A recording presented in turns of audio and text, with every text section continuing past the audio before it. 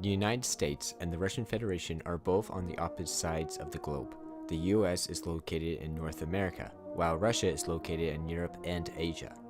The closest the US and Russia come together is in the Arctic Ocean and Bering Sea. The Bering Strait separates the two countries by 55 miles. If you think about, the world, and if you picture in your mind the Northern Hemisphere, right? And now you ask the question, how many ways can you get from the Atlantic Ocean to the Pacific Ocean in the Northern Hemisphere? By water, there are two: the Panama Canal and the Bering Strait. And by 2050, entirely new shipping routes will open up across the globe, through the Northwest Passage, across Russia's northern coast, and then through the Bering Strait. There has been many different projects proposed to use the energy and connect the two countries, including a dam and an underwater tunnel. China has also proposed a China, Russian, Canadian, American railroad system between the four countries. Russia owns a piece of land called the Kaliningrad. This area is sandwiched between Lithuania and Poland. This is a major port for Russia because it allows them to easily enter the Baltic Sea and then enter into the Atlantic. Russia also keeps an active and standing military there, which worries other European countries and is seen as Russian aggression. Welcome to Poland. U.S. soldiers side by side with Polish troops at a ceremony Thursday. These are just the first of approximately 4,000 U.S. forces to arrive, troops and tanks that began streaming into Poland this week in one of the largest deployments of American military forces in Europe since the Cold War. U.S. soldiers will also be deployed on a rotational basis to Estonia, Latvia, Lithuania, Romania, Bulgaria, and Hungary, all NATO states near or bordering Russia. Both the United States and Russia have a very similar government type. The United States is a federalism, republic, presidential type of government, while Russia is a federalism, republic, and semi-presidential. Both Russia and the United States have federalism. It basically means having or relating to a system of government in which several states form a unity but remain independent in internal affairs. Think federal, state, local. United States, the state of Washington, and then King County. Russia is organized in the same way. Both the US and Russia are a republic. To put that into simple terms, you vote for a guy, they represent you. Semi-presidential means they have both a president and prime minister. The president is the leader of the country and makes the country's decisions. A prime minister is the leader of Congress and is the face of the country. An important difference between the two is that the people vote for the president while the ruling party chooses a prime minister. The US president is both the president and the prime minister mostly. Example, Donald Trump equals Vladimir Putin and Dmitry Medvedev, while Paul Ryan equals Dmitry Medvedev. The US has had an ambassador in Russia since 1780 with Francis Dana of Massachusetts. Relations between the two countries were very friendly. The Russian Empire would trade with the United States during the American Revolution. During the American Civil War, Russia would send a fleet to protect America from invasion from England and France. And America would purchase Russian America from Russia, later renamed Alaska. And later, America would be a major player in ending the Russo-Japanese War. And of course, the United States would fight with the Allies to defeat the Central Powers during World War I. But that would mostly be the end of good American-Russian relations, because Lenin and his communists would kill the royal family and create the USSR, the Union of Soviet Socialist Republics, in 1922. The US didn't officially recognize the USSR until 1933. After the Allies successfully beat Hitler in 1945, the US and Russia became the two greatest superpowers on Earth. Starting with the Chinese Civil War of 1944 and the Greek Civil War in 1946. Before more hopeful signs appeared in the Greek situation, and when Allies partisans were operating at their fiercest, these pictures were secured in the streets of Athens. British troops give battle to Allies members who have refused to hand over their arms. Other Athens streets have suffered great damage in the fighting. Wreckage lines the pavements. Bullets whistle from the rooftops and windows. And soldiers tread warily, for the partisans dressed in civilian clothes may be hiding anywhere. These first proxy wars would start a long period of time called the Cold War, which would be the US and Russia competing technologically, economically, and politically. The US and Russia were polar opposites, one a democratic capitalist and the other totalitarianism communist. After 69 years of communism, the Berlin Wall fell, marking the end and collapse of socialist Russia. I mean to speak tonight of big things, of big changes and the promises they hold, and of some big problems, and how together we can solve them and move our country forward as the undisputed leader of the age. I'm not sure we've absorbed the full impact, the full import of what happened. But communism died this year. And even as president with the most fascinating possible vantage point, there were times when I was so busy managing progress and helping to lead change that I didn't always show the joy that was in my heart. But the biggest thing that has happened in the world, in my life, in our lives, is this. By the grace of God, America won the Cold War.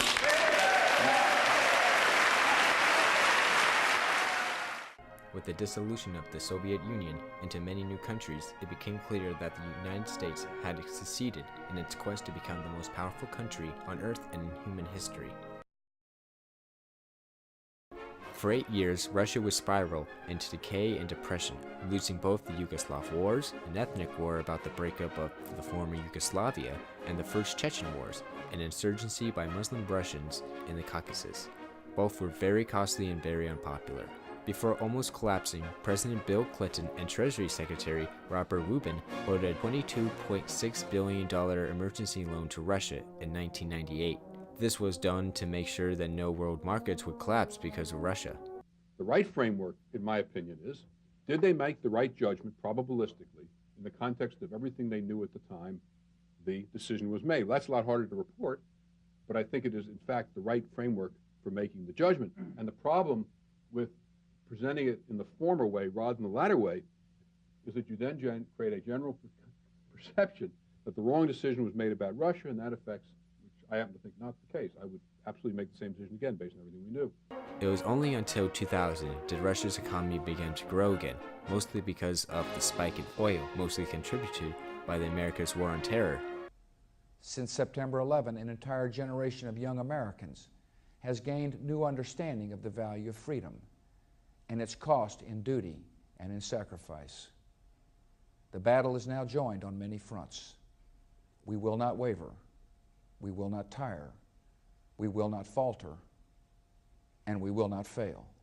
2000 will also see the succession of Russia's new president, former KGB Lieutenant Colonel Vladimir Putin. During his presidency, Russia would start a second Chechen war and win tremendously, grow Russia's economy by an average of 6.7% a year. Average income for a Russian would increase 11% annually, and the government was able to cut 70% of its debt. Between 2000 and 2008, Russian-American relations would be incredibly strong, even with the Russian crackdowns on insurgents, their invasion of Georgia, American missiles being placed in Poland, and Russia not recognizing the state of Kosovo, which broke away from Serbia.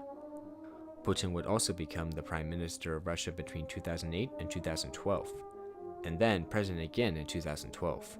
Russian-American relations would become calm from 2008 till 2014, when in response to the Ukraine protests and uprising of pro-Russian rebels in East Ukraine, Russia would start to intervene. The Autonomous Republic of Crimea, a pro-Russian state in Ukraine, asked Russia to annex them. This would be the same as if the government of California asked Mexico to annex them, and then they did. Since this event, and the continuation of the Syrian Civil War, a new Cold War has started between the United States and Russia. Since the annexation of Crimea, Russia has been hit with crippling economic sanctions. Between 2014 and 2017, Russia is estimated of losing over $140 billion worth of exports. This has contributed to the fall of the Russian ruble, Russia's main currency. Over the last several days, we've continued to be deeply concerned by events in Ukraine.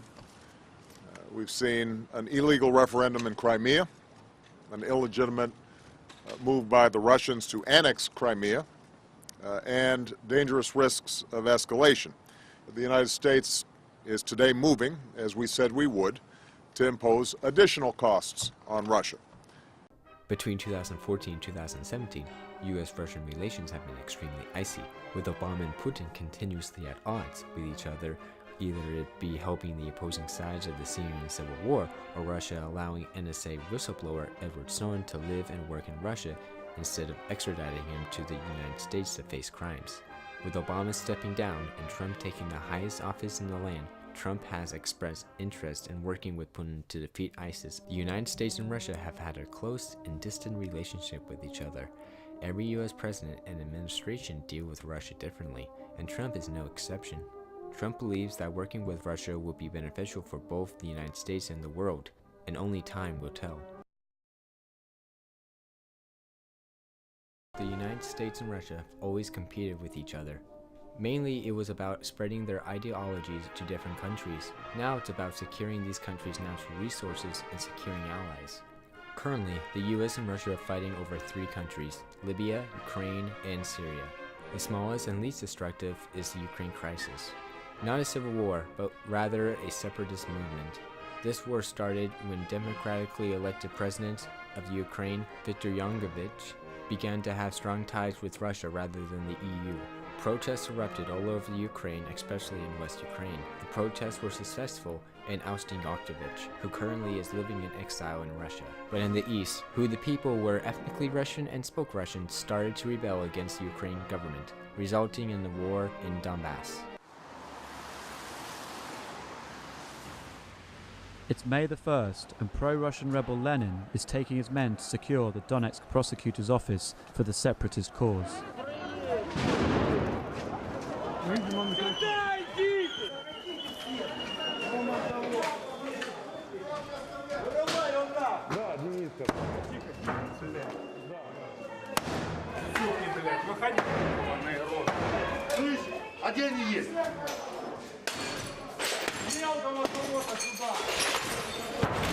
Осторожно! Отойти! Флаг сюда! Флаг! Флаг сюда! Флаг республики сюда!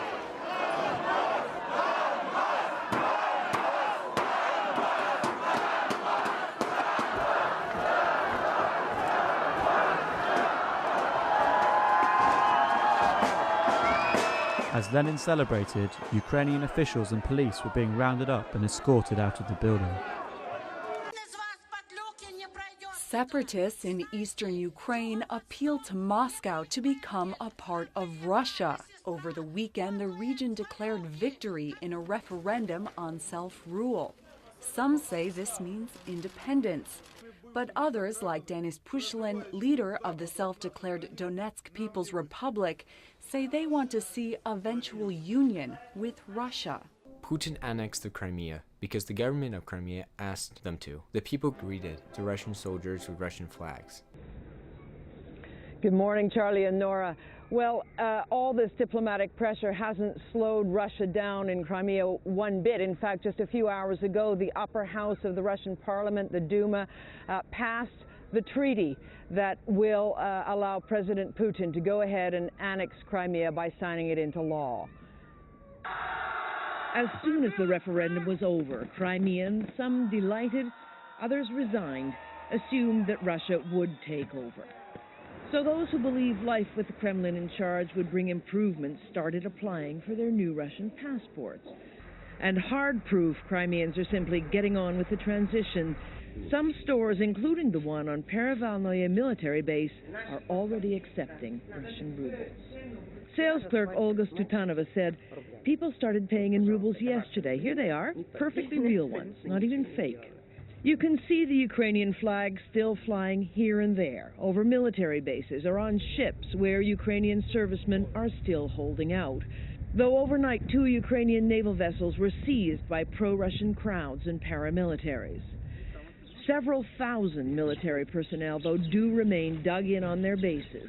2 days ago, the government promised they'd be part of a plan to evacuate safely to new jobs and lives across the border. But they're still waiting to hear how that will happen and how soon.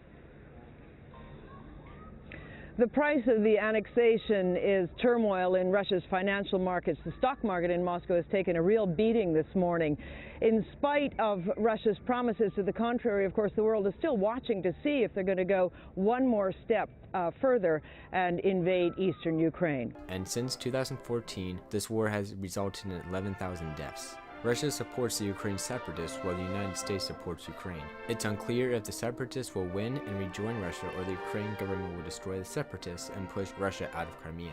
Why the US has such an interest in Ukraine is unknown. It's theorized that America wants a military base in the country that borders Russia. America wants to show Russia it's still a military power. This is the same reason American ships are always in the Black Sea and why there's military demonstrations and training in Poland. But since the election of Donald Trump, fighting has intensified, so Trump will have to take action eventually. The most well-known war happening today, the Syrian Civil War, is a brutal and bloody conflict that involves over 30 countries and have killed over 500,000 people since the beginning in 2011. This proxy war has been one of the main issues that Russia and U.S. disagree on. The United States, along with Turkey, the European Union, Saudi Arabia, Israel, and others support the Syrian opposition, who are Syrian rebels, while Russia, Iran, China, Iraq, and others support al-Assad, the president of Syria. Russia and the US both support the Kurds, an ethnic group fighting the rebels, the government, and ISIS. The Kurds hope to create their own country after the war. And of course you have ISIS controlling a large part of Syria while fighting everyone. The United States has given over $500 million worth of weapons, training, and aid to the Syrian rebels and Kurds to fight the government and ISIS, as well as regular airstrikes that have killed a little under 7,000 people, which include ISIS, government soldiers, and civilians. The U.S. government decided to spend $500 to $600 million training vetted Syrian rebels to fight against ISIS and to fight against the Syrian government inside Syria.